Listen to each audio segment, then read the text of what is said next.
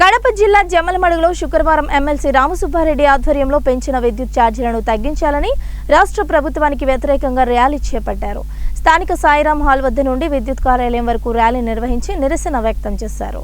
ఈ సందర్భంగా ఆయన మాట్లాడుతూ ప్రతి నెల జనవరి నుంచి యూనిట్కు 92 పైసలు పేద మధ్యతరగతి ప్రజలపై భారం పడుతుందని తెలిపారు. పెంచిన విద్యుత్ ఛార్జీల భారాన్ని తగ్గించాలని వైసీపీ ప్రభుత్వాన్ని డిమాండ్ చేస్తుందన్నారు. పెంచిన విద్యుత్ ఛార్జీలను వెంటనే తగ్గించాలని, తగ్గించకపోతే వైఎస్ జగన్మోహన్ రెడ్డి నాయకత్వంలో పోరాటం చేస్తూనే ఉంటామన్నారు. ఈ కార్యక్రమంలో భారీగా వైసీపీ నాయకులు, కార్యకర్తలు పాల్గొన్నారు.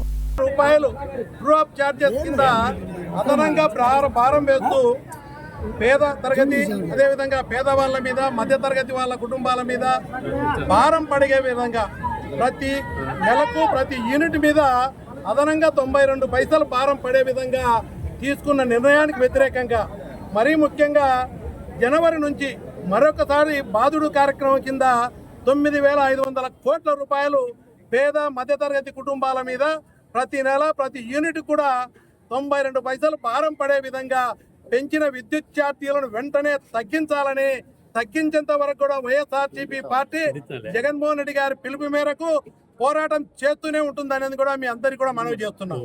ఈరోజు మీరు చూస్తే ఆ రోజు చంద్రబాబు నాయుడు గారు కానీ, పవన్ కళ్యాణ్ గారు కానీ, బీజేపీ కానీ అందరూ కలిసి ఒక మేనిఫెస్టో రిలీజ్ చేశారు. అయ్యా పెంచిన విద్యుత్ ఛార్జీలను తగ్గిస్తాము 30% అని. ఈరోజు చూస్తే 6 నెలలు తిరక్కముందే 15,500 కోట్ల రూపాయలు ప్రజల మీద భారం పడే విధంగా ప్రతి నెల ప్రతి యూనిట్కు బిల్లు వచ్చే విధంగా నూతన సంవత్సర కానుకగా ప్రతి కుటుంబానికి, ప్రతి కుటుంబంలో కూడా జోబు